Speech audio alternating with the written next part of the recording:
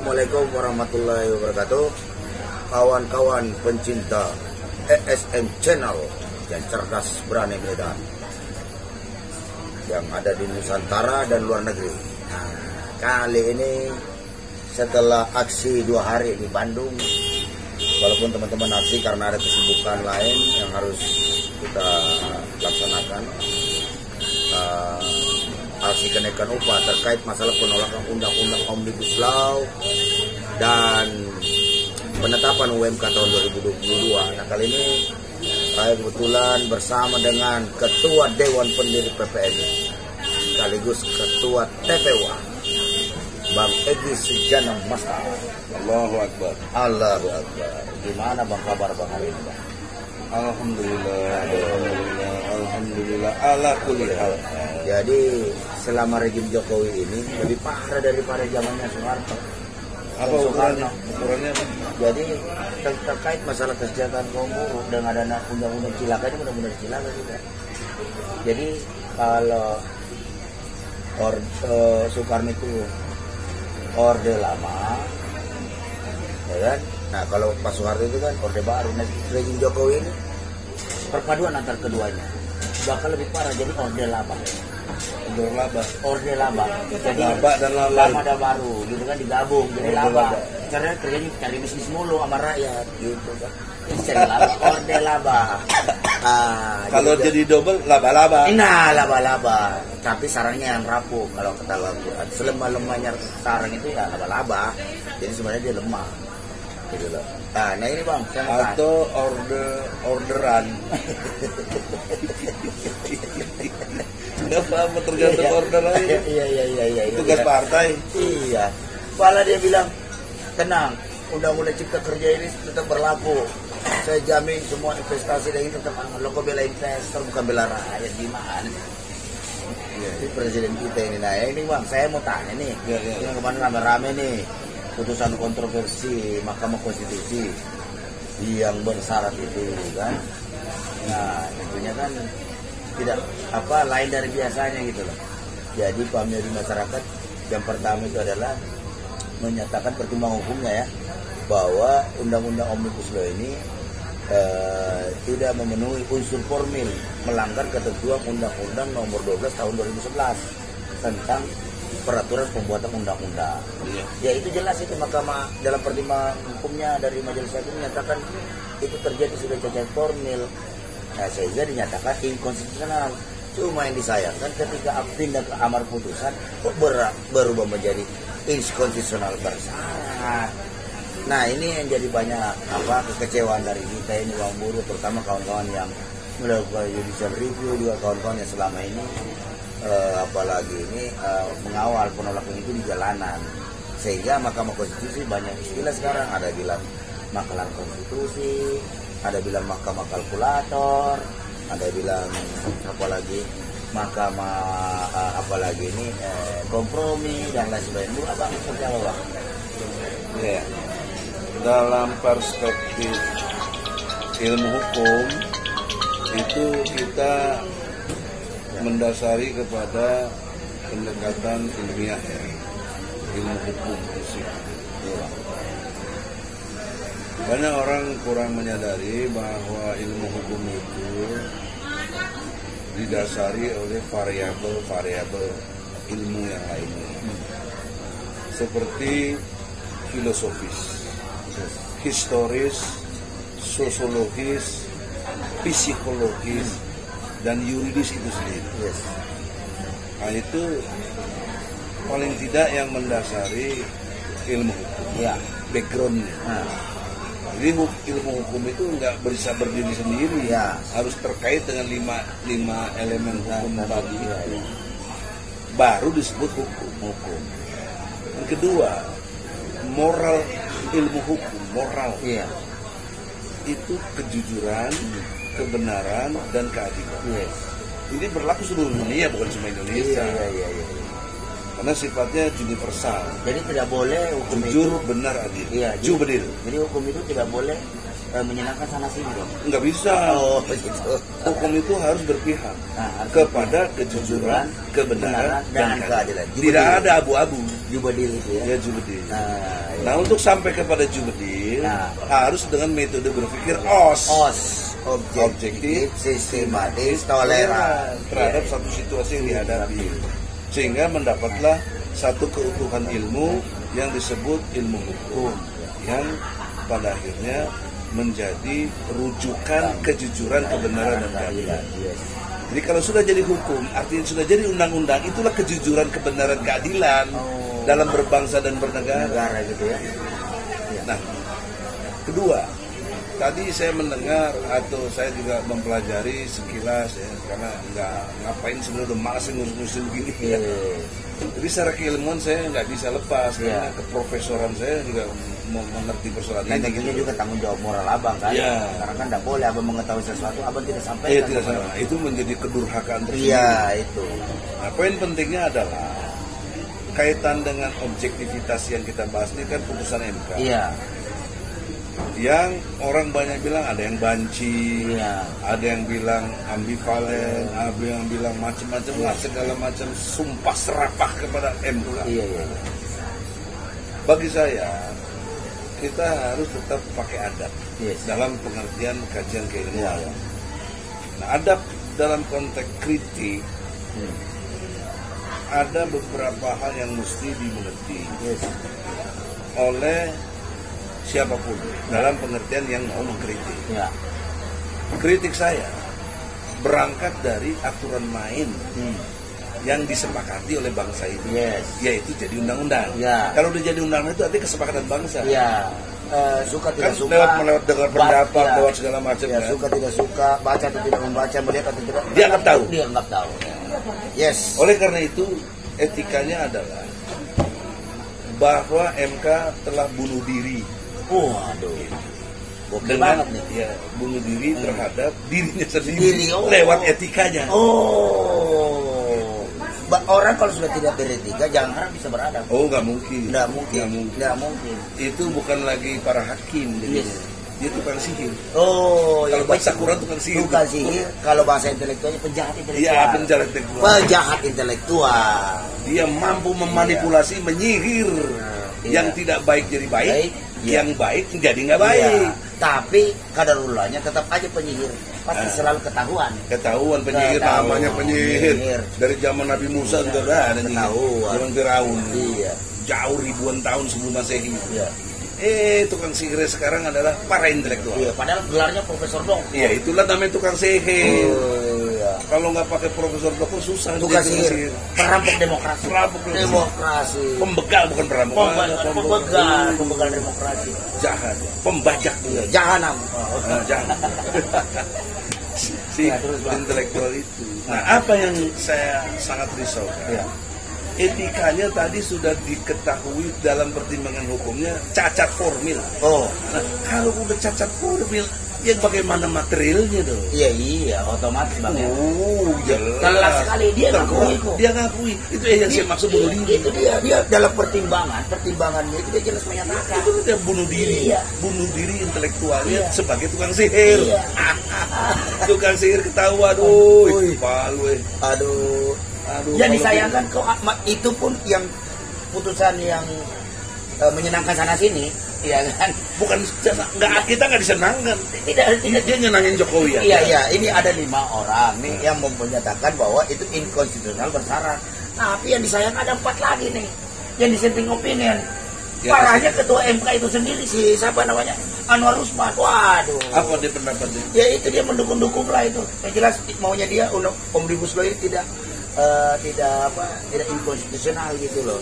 Kesimpulan umumnya kan panjang banget tuh pertimbangan dissenting opinionnya. Jadi skor terakhir kalau itu bukan bunuh diri itu jual diri. Jual diri. Jual diri. Dengan harga murah. Nggak laku lagi. Gitu. Maksudnya nggak laku apa? Di tengah mereka aja banding 5 bagi 4. Kurang 1 suara. Iya benar. Itu jual diri dengan harga murah itu. Udah jual diri nggak laku lagi. Aduh. Malah mendapat caci maki. Ya bagusnya betul-betul bunuh diri aja. Nah, poin penting yang kedua, ya kan tadi dia bunuh diri dengan cacat formil. Iya. Yang keduanya adalah dalam perspektif kategori yang dimaksud putusan MK, yaitu berlaku final. Oh iya. And binding. Iya. Serta berlaku seketika. Iya. Saat itu juga. Saat itu. Kalau duit cash and carry. Cash and carry. Cash and carry. Ini dibikin bersyarat 2 tahun. Iya, dari mana ilmunya itu? Alias kredit. Putusannya kreditan, bos. Ya, riba kena riba. Riba lagi, aduh kacau. Padahal 1 dinar saja riba sama dengan berzina dengan ibunya sendiri. Waduh. Ini dalam ilmu hukum dia berzina dengan siapa? Iya. Dia memperkosa rakyat. Iya, dia memperkosa rakyat dengan melakukan perzinahan dengan menggunakan alat kontrasepsi, kejahatan intelektual. Itu dia guna. Hancur si Mansur. Hancur lu si Mansur. Ajab si Rajab. Ajab si Rajab. Mestinya mantap surat. Bakal kalkulator pokoknya. Ada beresek. Nah, itu kan. Ini bikin pusing semua negara. Jadi rakyat mau jadi MK itu jadi mahkamah kurang ajar. Iya, jadi ujuk-ujuk pagi-pagi tiba-tiba keluar di detik Jokowi bilang bahwa tidak ada satupun pasal yang dibatalkan oleh undang-undang putusan MK. Mana? Dengan cacat formil, dengerin ya, ilmu hukum. Ya. Dengan cacat formil itu semua pasal itu batal. Iya, itu cacat formil. Sudah cacat formil berarti secara keseluruhan. Kayak formil pakai jas. Iya. Sekarang enggak, iya. Jasnya enggak dipakai. Iya. Ya udah kalau sampai juga enggak pakai baju. Oh, begitu. Nah, formil itu kudu ada profesor yang jelasin biar pada paham gitu, Bang. Nah, jadi poinnya apa nih? Nah, ya disayangkan kok dia ya langsung ngomong gitu loh. Emang kagak ada pembantunya apa kayak Menko Polhukam atau Menko ya iya Menkumham si Yasona Loli apa udah kagak percaya apa dia nggak dipercaya lagi sama menterinya nih? Nggak, kita nggak usah bahas itu iya. Karena itu urusan internal. Iya internal. Nanti nggak objektif. Iya. Nah, yang objektif aja. Nah, setelah cacat formil nih, kemana-mana terjadi demo, ya kan? Nah, sekarang pertanyaan teman-teman, Bang.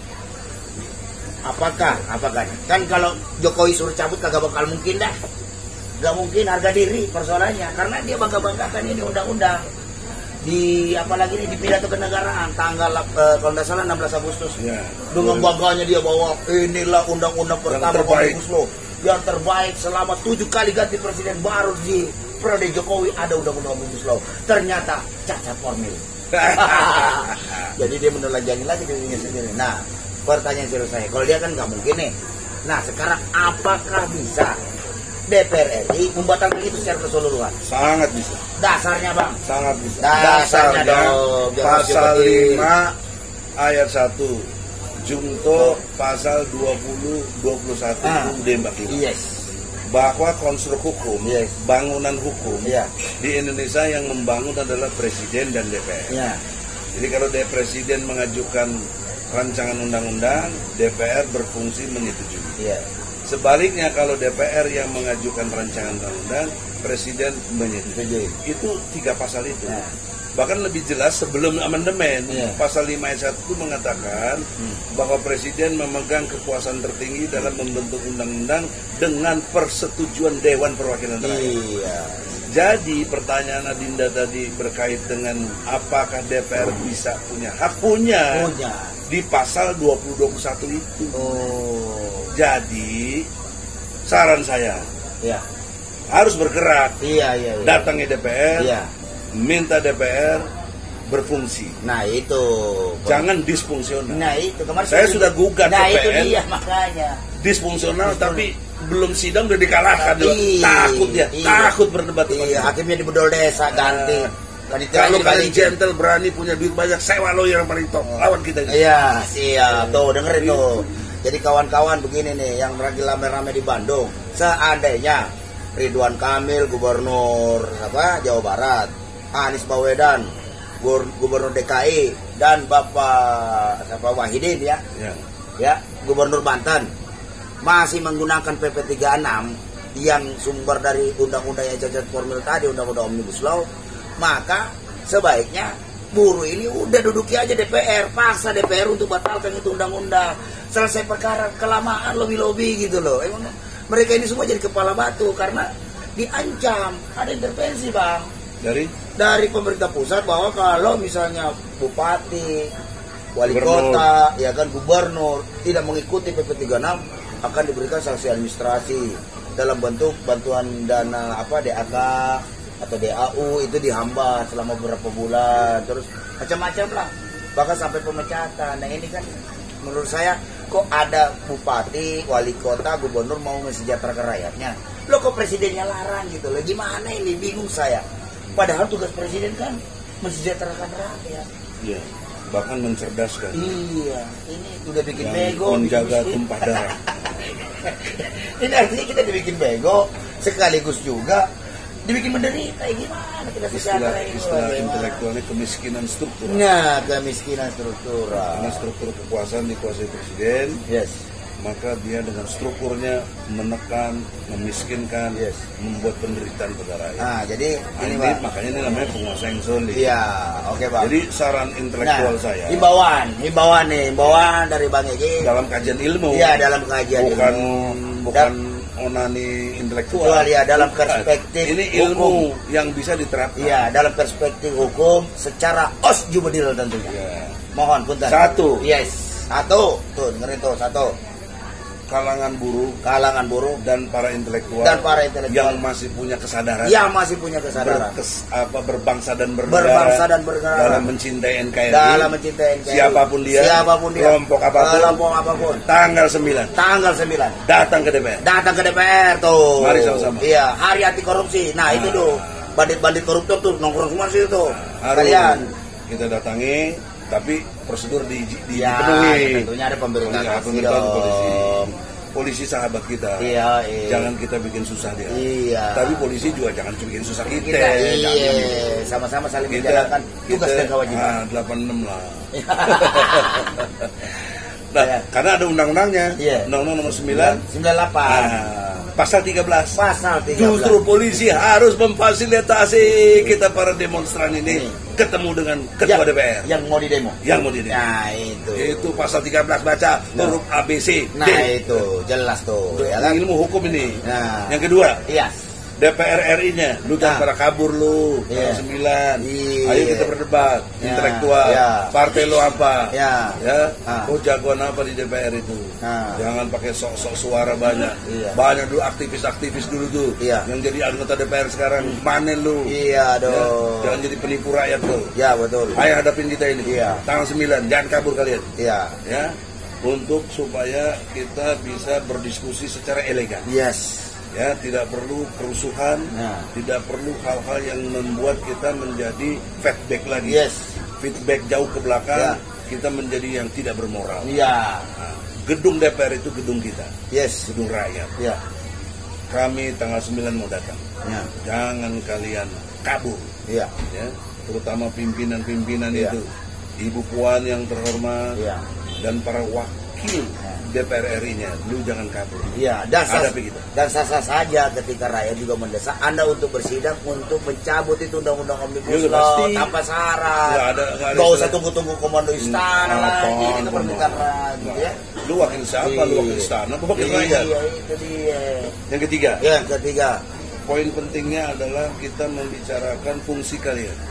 DPR dengan amar kalian dalam bersidang putusannya betul-betul mengikuti kaidah hukum yang ada sebagai pembuat hukum. Jadi jangan lupa loh, MK bukan pembuat hukum. MK itu judicial review, menolak atau menerima. Nggak mungkin MK bikin lagi hukum enak aja. Masa 575 orang anggota dikalahkan sama 9 orang. Atau 5 orang tadi. Betul. Enggak intelektual itu. Ya kalau itu terjadi, kita mari sama-sama bubarin MK gitu. Dia justru penghalang demokrasi ini. Kurang ajar gitu. Penjahat demokrasi. Oleh karena itulah kita poin penting ini adalah DPR bertindaklah elegan. Anda punya hak kewenangan mandiri. Ada istilah saya itu. Kewenangan mandiri sebagai yang boleh mengajukan undang-undang.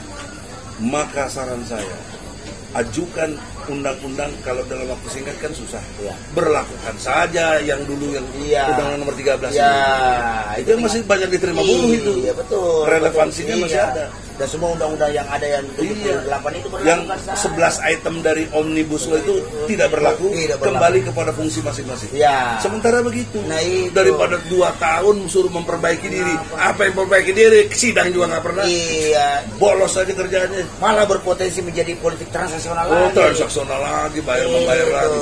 Kemarin aja disetujunya tengah malam. Itu Jadi dia. undang UKUK ini. Hanya untuk baca jin itu. Bangsa jin, kuntilanak, ya. Kita lagi pada tidur bikin undang-undang. Orang itu. Oke. Jadi karena itu Ya. poin pentingnya adalah tanggal 9, everybody, Yes. you punya gagasan apapun, Ya. you orang kafir sekalipun, Ya. mari kita bergabung Yes. untuk mensejahterakan rakyat Indonesia. Dan menunjukkan kedaulatan rakyat masih ada. Masih Masih. di bawah kepemimpinan kita. Kalau kalian nggak berani mimpin, Iya. kalau ada yang berani mimpin, komando ulama, maju dong ulama itu, Iya. mimpin. Kalau nggak ada, Egy Sujana pimpin, Yes. sama Daeng Wahidin. Yes. Udah, Oke. jangan ada yang ganggu-ganggu. Ya, oke. Assalamualaikum. Waalaikumsalam. Terima kasih banyak Bang Egy atas apa lagi ini tausiah hukumnya gitu loh yang disampaikan secara osjubedil.